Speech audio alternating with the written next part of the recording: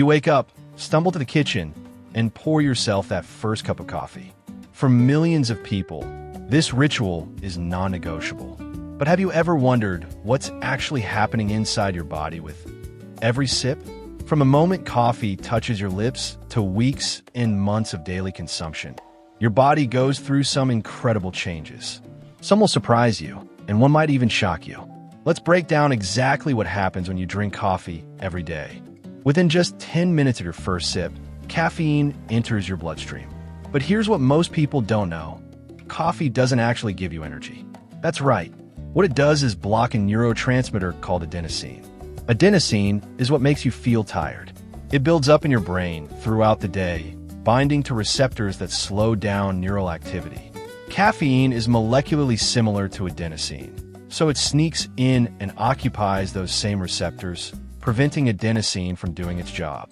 Your brain doesn't get the slow down signal, so you feel more alert and awake. At the same time, your heart rate starts to increase slightly. Blood vessels constrict, and your body releases a small amount of adrenaline. This is why that first cup feels like a gentle wake-up call.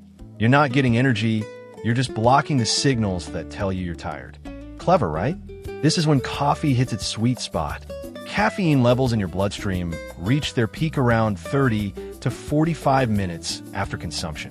Your brain is now firing on all cylinders. Your dopamine levels increase, which improves your mood and motivation. Studies show that this is when cognitive performance peaks. Your reaction time improves, you can focus better, and problem-solving becomes easier.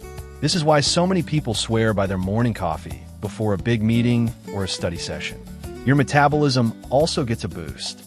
Caffeine increases thermogenesis, which is your body's process of generating heat and burning calories. Some research suggests coffee can temporarily increase your metabolic rate by 3 to 11%. It's not a magic weight loss solution, but it does give your body a little metabolic nudge. And here's a bonus. Coffee stimulates the production of stomach acid and digestive enzymes.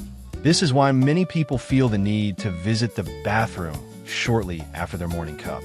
Coffee literally gets things moving. Here's where things get tricky. Caffeine has a half-life of about 5 to 6 hours, which means that's how long it takes for half of the caffeine to leave your system. But while caffeine is blocking adenosine itself keeps building up, waiting in the wings. Once caffeine starts to wear off, all that built-up adenosine floods your receptors at once. This is what causes the dreaded caffeine crash. You feel more tired than you did before your coffee.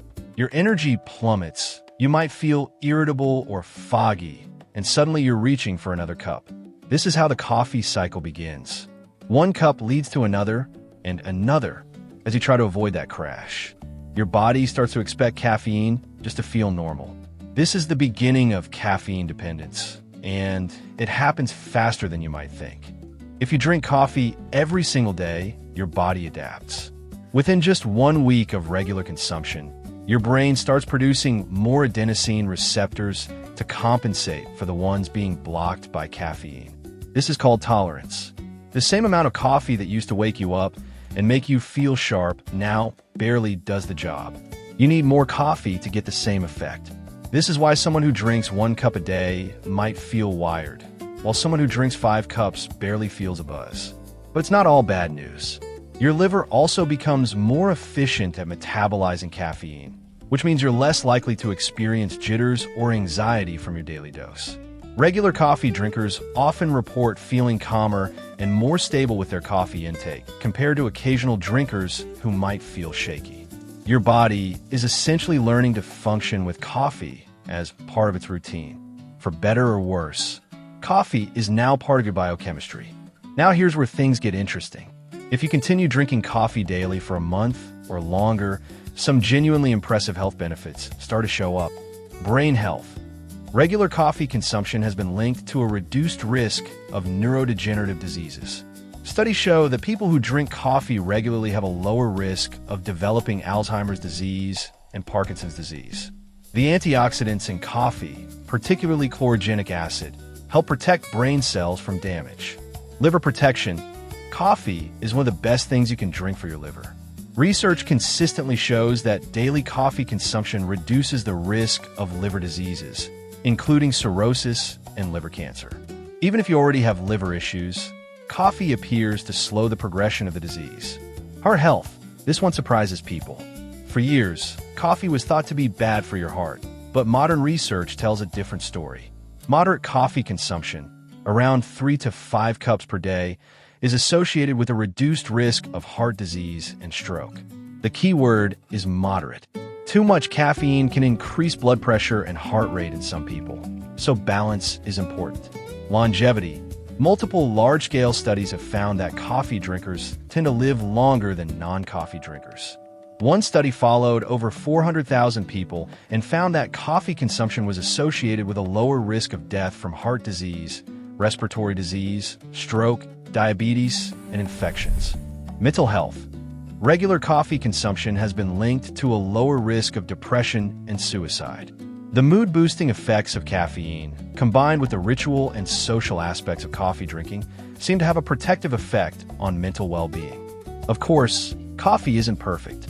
There are some downsides to daily consumption that you should be aware of. Sleep disruption. Even if you drink coffee early in the day, caffeine can interfere with your sleep quality. Some people are slow metabolizers of caffeine, meaning it stays in their system longer. If you're having trouble sleeping, try cutting off coffee by early afternoon. Dependence and withdrawal. If you suddenly stop drinking coffee after drinking it daily, you'll likely experience withdrawal symptoms.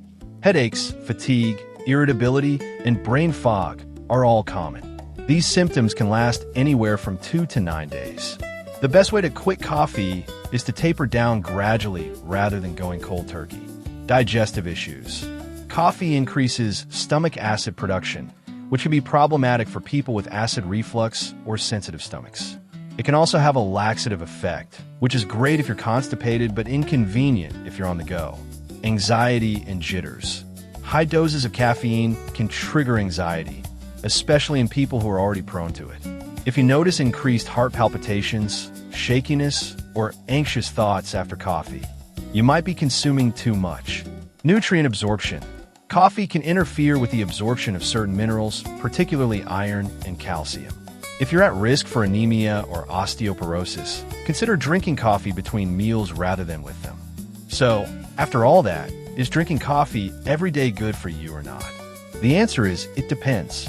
For most people, moderate coffee consumption, around 3 to 4 cups per day, appears to have more benefits than risks. The protective effects on the brain, liver, and heart are well documented, and coffee is packed with antioxidants that fight inflammation. But here's the key: listen to your body. If coffee makes you anxious, disrupts your sleep, or upsets your stomach, those are signs you should cut back. If you're pregnant, have certain heart conditions, or are sensitive to caffeine, talk to your doctor about how much coffee is safe for you. The healthiest approach is to enjoy coffee in moderation. Avoid loading it up with sugar and cream, and pay attention to how it makes you feel. Coffee can be part of the healthy lifestyle, but it's not a cure-all, and it's not for everyone. And there you have it. From that first energizing sip to the long-term health benefits, coffee does a lot more to your body than you might have realized. Whether you're a 1-cup-a-day person or a full-on coffee addict, now you know exactly what's happening inside you with every brew. What's your relationship with coffee? Are you a daily drinker, or do you avoid it altogether? Drop a comment below and let me know. If you found this video helpful, hit that like button and subscribe for more health content that breaks down the science behind everyday habits. Thanks for watching, and I'll see you in the next one.